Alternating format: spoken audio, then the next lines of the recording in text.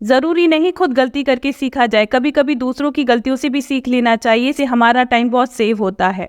आज मैं आपको अपनी ही कुछ ऐसी गलती बताऊंगी जो मैंने अपनी बिगनिंग स्टेज में की थी, जिस वजह से मेरी भी शुरुआत में 2 ब्लॉग फेल हुए थे।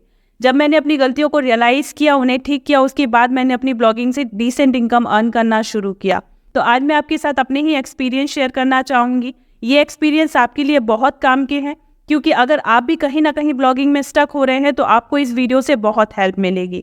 जब मैंने शुरुआत में अपना पहला ब्लॉग बनाया था तो उसकी निश थी वोकैबुलरी, क्योंकि मैंने निश रिसर्च नहीं की थी। मेरी सबसे बड़ी गलती थी कि मैंने निश रिसर्च की ही नहीं।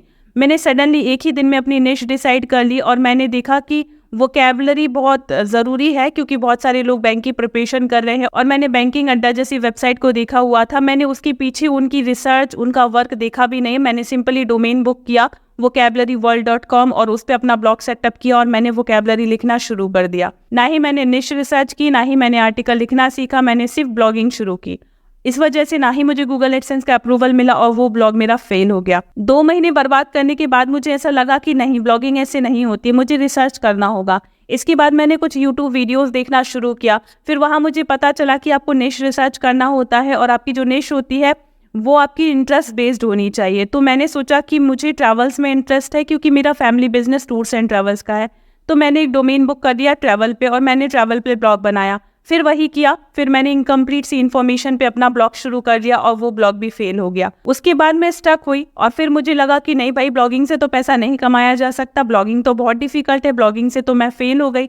बट मैंने रियलाइज़ किया कि मेरे आसपास कुछ लोग हैं, ना तो वो कोई बहुत बड़ी कॉलेज से डिग्री होल्डर थे और ना ही बहुत रिच फैमिली से बिलोंग करते थे, लेकिन वो ब्लॉगिंग से बहुत डिसेंट इनकम अर्न कर रहे थे। उनको देख के मुझे रियलाइज़ हुआ कि नहीं, ब्लॉगिंग टफ नहीं है। मैंने ब्लॉगिंग पे टाइम दिया नहीं, मैंने ब्लॉगिंग को सीखा नहीं, बिना सीखे मैंने ब्लॉगिंग को शुरू कर दिया, इसलिए शायद मैं फेल हुई। वो टाइम था जब मैंने रियलाइज़ किया कि ब्लॉगिंग को प्रॉपर सीखना ज़रूरी है, क्योंकि जब तक आप किसी चीज़ को सीखोगे नहीं, आप उसमें सक्सेसफुल हो नहीं पाओगे। फिर मैंने फाइंड आउट किया मेरी गलतियाँ, कि मैं कौन से पॉइंट पे स्टक हो रही हूँ, कौन सी चीज़ है जहाँ पे मैं गलती कर रही हूँ। तब मैंने ये लिस्ट बनाई। तो जो मेरी सबसे बड़ी गलती थी वो थी निश रिसर्च की। मैंने कभी अपने ब्लॉग की निश फाइंड करने में टाइम ही नहीं दिया। मैंने विद इन 1 घंटे 2 घंटे के अंदर अपनी निश फाइंड कर दी, जो मेरे दिमाग में आया मैंने उस पर ब्लॉग बना दिया। यही मेरी सबसे बड़ी गलती थी। मैंने निश रिसर्च को टाइम दिया, मैंने समझा कि निश क्या होता है, प्रॉफिटेबल निश क्या होता है, कौन कौन से फैक्टर्स होते हैं जिससे हमें जिस बेसिस पे हमें अपनी निश फाइंड करनी चाहिए। फिर मैंने डिफाइन किया कि माइक्रो निश क्या होती है, और स्पेशली मैं माइक्रो निश ब्लॉगर ही बन गई और मैं ज़्यादातर माइक्रो निश ब्लॉग बनाती हूँ, क्योंकि माइक्रो निश ब्लॉग बहुत जल्दी सक्सेसफुल होते हैं। मैंने कई माइक्रो निश ब्लॉग बनाए, मैंने माइक्रो निश के कंसेप्ट को समझा, मैंने टॉपिकल अथॉरिटी को समझा, मैंने गूगल की रैंकिंग को समझा, मैंने एग्जैक्ट मैच डोमेन के कंसेप्ट को समझा। तब मैंने समझा कि निश का कितना बड़ा रोल होता है ब्लॉगिंग जर्नी में। अगर आप एक प्रॉफिटेबल ब्लॉग बनाना चाहते हैं तो आप मेरी माने कि कम से कम 10 से 15 दिन 20 दिन आप सिर्फ और सिर्फ निश रिसर्च करने में लगाए। मेरे यूट्यूब चैनल में आपको निश रिसर्च से रिलेटेड बहुत सारी वीडियोस मिल जाएंगी, क्योंकि मैंने निश रिसर्च में बहुत टाइम दिया। मैंने एक प्रॉफिटेबल निश फाइंड करना सीखा, मैंने उसकी सारी स्ट्रेटेजी सीखी, मैंने कैसे फाइंड करना है एक प्रॉफिटेबल निश ये भी सीखा। तो अगर आपको एक प्रॉफिटेबल निश फाइंड करना सीखना है तो आप इन वीडियोस को देख सकते हैं। और मैंने एक निश रिसर्च का कोर्स भी लॉन्च किया, आप इसे भी देख के अपने लिए प्रॉफिटेबल निश फाइंड कर सकते हैं। अब प्रॉफिटेबल निश तो फाइंड कर ली, लेकिन इसके बाद फिर मैं दूसरे पॉइंट पे स्टक हुई, वो था कीवर्ड रिसर्च, कि इस निश में कीवर्ड कैसे फाइंड करना है। मतलब आज की डेट में जब मैं निश फाइंड करती हूँ तो निश फाइंड करने के साथ ही साथ मैं कम से कम 20 से 25 कीवर्ड भी फाइंड करती हूँ, क्योंकि जब आप अपना ब्लॉग बनाते हो तो आपको कम से कम एडसेंस अप्रूवल लेने के पहले न्यू ब्लॉग के लिए आपको कुछ ऐसे कीवर्ड्स फाइंड करने होते हैं जो ट्रेंडिंग होते हैं, जो यूनिक होते हैं, जो फ्रेश होते हैं, है ना। ऐसे कीवर्ड पे अगर आप काम करोगे तो आपको गूगल एडसेंस का अप्रूवल भी जल्दी मिलता है और आपकी ब्लॉग की कहीं ना कहीं रैंकिंग आती है। और मैं टॉपिकल अथॉरिटी पे काम करती हूँ तो कुछ सिमिलर कीवर्ड्स मुझे फाइंड करने होते हैं, जिससे मेरी एक जो पिलर पोस्ट होती है उसमें रिलीवेंसी बन सके। ये सारी चीज़ें मैं आपको अपने यूट्यूब चैनल में बताऊंगी। अगर आपने मेरे चैनल को सब्सक्राइब नहीं किया तो आप इसे सब्सक्राइब कर दीजिए, क्योंकि ब्लॉगिंग से रिलेटेड जो भी मेरा एक्सपीरियंस है, नॉलेज है, वो सारी चीज़ें मैं वीडियो के फॉर्म में अपने इस चैनल में शेयर करूँगी। कीवर्ड रिसर्च करने के बाद फिर मैंने देखा कि मुझे क्वालिटी आर्टिकल लिखना ही नहीं आता। आर्टिकल लिखने के नाम पे सिर्फ मैंने आर्टिकल लिखा था, लेकिन मैंने समझा नहीं कि क्वालिटी आर्टिकल क्या होता है। और शुरुआत में तो हम सिर्फ गूगल के लिए आर्टिकल लिखते थे, जबकि जेन्युइन बात यह है कि गूगल आपके आर्टिकल को नहीं पढ़ता, आपके आर्टिकल पढ़ते हैं आपके यूज़र। जब तक आप अपने यूज़र को सेटिस्फाइड नहीं करोगे ना तो आप रैंकिंग में नहीं आ पाओगे। फिर मैंने रियलाइज़ किया कि क्वालिटी आर्टिकल क्या होता है। क्वालिटी आर्टिकल का मतलब होता है कि जो भी कीवर्ड आपने फाइंड किया, आप उस कीवर्ड से उसकी सर्च इंटेंट को समझें, क्योंकि वो कीवर्ड गूगल पे आपका यूज़र सर्च कर रहा है। अब जब यूज़र उस कीवर्ड को गूगल पे सर्च कर रहा है तो उसका एक अपना इंटेंट होता है कि वो उस कीवर्ड से क्या इन्फॉर्मेशन जानना चाहता है। अगर उस पूरी इन्फॉर्मेशन को आप अपने आर्टिकल में पुट करते हो, प्रॉपर तरीके से ऑप्टिमाइज करते हो, proper accurate word to word उसे आंसर देते हो, तो गूगल में आपको बहुत जल्दी रैंकिंग मिलती है। क्योंकि गूगल का एक रैंकिंग फैक्टर है यूज़र बिहेवियर। जब कोई यूज़र आपके ब्लॉग पे आता है तो उसका बिहेवियर कैसा रहता है, वो कितनी देर तक आपके आर्टिकल को पढ़ता है, कितनी और इंटरनल लिंक पे जाता है, कितने बार रिटर्न आता है, आपके यूज़र का जो बिहेवियर होता है वो भी एक बहुत बड़ा रैंकिंग फैक्टर होता है। जब ये चीज़ मैंने समझी तब मैंने यूज़र फ्रेंडली आर्टिकल लिखना शुरू किया और उससे मुझे और न्यू ब्लॉग्स पे बहुत अच्छा इफेक्ट देखने को मिला। तो यहाँ से मैंने सीखा कि हाई क्वालिटी आर्टिकल पब्लिश कैसे करते हैं। अगर आपको नहीं पता तो मुझे कमेंट करिए, इससे रिलेटेड मैं और वीडियोस आपको बनाऊंगी कि हाई क्वालिटी आर्टिकल पब्लिश कैसे करना है। और इतने सारे गूगल के एल्गोरिथम अपडेट आने के बाद तो अब आपको जेन्युइन ब्लॉगिंग ही करनी होगी अगर आप ब्लॉगिंग से पैसे कमाना चाहते हैं। अगर आप अपने यूजर को ब्लॉग के थ्रू वैल्यू नहीं दे रहे तो आप ज़्यादा दिन ब्लॉगिंग में नहीं टिक पाओगे। जो ब्लैक हैट मेथड्स हैं, जो जबरदस्ती अर्निंग मेथड्स है, उससे आपका काम नहीं बनेगा। बहुत जल्दी ये सारी चीज़ें खत्म हो जाएंगी। तो आपको एक जेन्युइन ब्लॉगिंग सीखनी होगी। ये सारी चीज़ करने के बाद मैं स्टक हुई एडसेंस अप्रूवल में। आप यकीन नहीं मानेंगे, आज से पहला जो मेरा एडसेंस था वो मुझे 6 महीने बाद मिला था। क्योंकि तब तक तो मुझे ब्लॉगिंग भी नहीं पता थी, वो जो ब्लॉग थे वो मेरे फेल ही थे, तो मुझे एडसेंस अप्रूवल में प्रॉब्लम थी। तो एडसेंस अप्रूवल के लिए भी मैंने बहुत रिसर्च की और अब मेरा ऐसा है कि मुझे 20 से 25 दिन के अंदर एक ब्लॉग में एडसेंस अप्रूव मिल जाता है। मेरे सारे स्टूडेंट्स में भी बहुत सारे लोगों को एडसेंस का अप्रूवल मिला है। इवन मैंने अपने यूट्यूब चैनल में जो एडसेंस की प्लेलिस्ट बना के रखी है, आप अगर इसे देखेंगे और उसमें कमेंट में देखेंगे तो कई लोगों ने इस प्लेलिस्ट के थ्रू भी एडसेंस का अप्रूवल लिया है। तो ये सिर्फ रिसर्च है जो मैंने अपने ब्लॉग्स के लिए की थी, जो मैं आप लोगों के साथ शेयर कर रही हूँ। तो मैंने यहाँ से एडसेंस अप्रूवल लेना सीखा।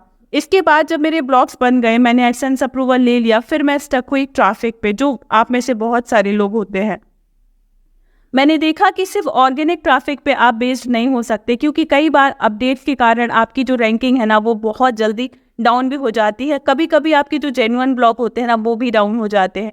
आप कुछ भी अनएथिकल नहीं कर रहे होते, आप जेन्युइन काम कर रहे होते। कभी कभी कंपटीशन आपसे बेहतर आर्टिकल लिखने वाला आपसे रैंक कर जाएगा, कभी कभी उनकी हाई क्वालिटी बैकलिंक आपको पीछे कर देंगी, कभी कभी गूगल के एल्गोरिथम पीछे कर देंगे। तब मैंने रियलाइज़ किया कि सिर्फ आप ऑर्गेनिक ट्रैफिक पे बेस्ड नहीं हो सकते, आपको सोशल ट्रैफिक भी चाहिए होगा, आपको डायरेक्ट ट्रैफिक भी चाहिए होगा, आपको रेफरल ट्रैफिक भी चाहिए होगा। तब मैंने ब्लॉगोस्फीयर के बारे में एक कंसेप्ट डेवलप किया, जो इसकी वीडियो मैं बहुत जल्दी अपने यूट्यूब चैनल पे लाने वाली हूँ। मतलब कि आप जो अपना ब्लॉग बनाते हो उसमें कितने % आपको ऑर्गेनिक ट्रैफिक चाहिए, जो ज़रूरी है, क्योंकि अगर आपका ब्लॉग पे ऑर्गेनिक ट्रैफिक नहीं है तो वो एक हेल्दी ब्लॉग हम उसे नहीं कह सकते। अगर आपको लॉन्ग टर्म सर्वाइव करना है तो आपको एक हेल्दी ब्लॉग बनाना होगा जिसमें ऑर्गेनिक ट्रैफिक होना चाहिए। और कैसे सोशल ट्रैफिक से भी आप अपनी ब्लॉग की रैंकिंग ला सकते हो, ये सारी चीज़ें मैं अपने यूट्यूब चैनल में बताऊंगी। लेकिन कुछ पॉइंट्स मैं आपको यहाँ पे भी रिवील करना चाहती हूँ। देखिए, अगर आपने एक ब्लॉग बनाया है, अगर आपने प्रॉपर निश रिसर्च करके एक ब्लॉग बनाया है जिससे आपको पता है कि आप किस ऑडियंस को टारगेट कर रहे हैं, अपने क्वालिटी आर्टिकल लिखे हैं अपने ब्लॉग में, इसके बाद जब यूज़र आपके ब्लॉग पे आते हैं तो वो कैसे इंगेज करते हैं, कैसे इंटरेक्ट करते हैं आपके ब्लॉग से। अगर आपने प्रॉपर इंटरनल लिंक की है, सपोज कोई यूज़र आपके किसी ब्लॉग पोस्ट पे आया, वहाँ पर आके उसने पूरी ब्लॉग पोस्ट को पढ़ा, उसके बाद उसने और भी पेज व्यू विजिट किए, मतलब आपने प्रॉपर इंटरनल लिंक करके रखी थी जिससे उसने और भी पेज व्यू विजिट किए। इससे क्या होगा, इससे गूगल के पास एक पॉजिटिव सिग्नल जाएगा कि आपका जो ब्लॉग है वो काफ़ी रिलेवेंट है और इसकी ब्लॉग पोस्ट की रैंकिंग होगी। आप यकीन नहीं मानेंगे, कुछ हाई केडी वाले कीवर्ड पे मैंने सिर्फ और सिर्फ यूज़र एक्सपीरियंस, यूज़र बिहेवियर के बेस पे रैंकिंग हासिल की थी। उसके लिए मैंने बहुत क्वालिटी बैकलिंक नहीं बनाई थी, बट मैंने क्वालिटी आर्टिकल पब्लिश किए थे, प्रॉपर इंटरनल लिंक की थी, जिससे यूज़र को बहुत अच्छा एक्सपीरियंस मिला था और उस बेसिस पे भी मेरा वो ब्लॉग रैंक हुआ था। तो मतलब मैं मानती हूँ कि सबसे बड़ा जो रैंकिंग फैक्टर है वो है आपकी यूज़र का एक्सपीरियंस। अगर आप क्वालिटी ब्लॉग बनाते हो जिसमें बार बार आपके यूज़र विजिट करना पसंद करते हैं, आप वहाँ पर आप क्वेरी सॉल्व करते हो, अपने ब्लॉग को आप सोशल मीडिया पे भी प्रमोट कर सकते हो। आप इंस्टाग्राम पे, आप यूट्यूब पे, आप लिंक्डइन पे, आप कई जगह, ट्विटर पे अपने ब्लॉग की लेके बहुत एक्टिव हो जाए। आप अपने ब्लॉग को एक बिजनेस की तरह समझें, आप अपनी क्वालिटी आर्टिकल लिखें, इसे आप क्वेरा पे भी शेयर करें, सो दैट आप एक ब्लॉगोस्फीयर बना पाओगे जहाँ से आप चाहे तो अपने जो ऑडियंस है उसे आप अपने टेलीग्राम, व्हाट्सएप में भी रख सकते हो। देखिए, जब भी आपने कोई आर्टिकल पब्लिश किया, आर्टिकल पब्लिश करने के बाद अगर आप अपनी ऑडियंस के साथ उस पोस्ट को शेयर करते हो, शेयर करने के बाद अगर उस पे यूज़र आते हैं और यूज़र आने के बाद अगर उनका बिहेवियर अच्छा रहता है, मतलब वो आपकी पोस्ट को पढ़ते हैं, वो दूसरे पेज व्यू पे भी जाते हैं, तो इससे एक बहुत पॉजिटिव सिग्नल जाता है गूगल की तरफ, और ये भी एक बहुत बड़ा रैंकिंग फैक्टर है, और इससे आप ब्लॉग में सक्सेस हो सकते हैं। ये आपको कंसिस्टेंट बेसिस पे करना है। कंसिस्टेंट बेसिस पे आपको आर्टिकल पब्लिश करने हैं, क्वालिटी आर्टिकल पब्लिश करने हैं, रेगुलर काम करना है अपने ब्लॉग पे, पुराने आर्टिकल को भी अपडेट करते रहना है, अपने ऑडियंस के साथ शेयर करते रहना है। तभी आप एक लॉन्ग टर्म बेसिस पे ब्लॉगर बन पाएंगे और लॉन्ग टर्म बेसिस पे कंसिस्टेंट इनकम अर्न कर पाएंगे।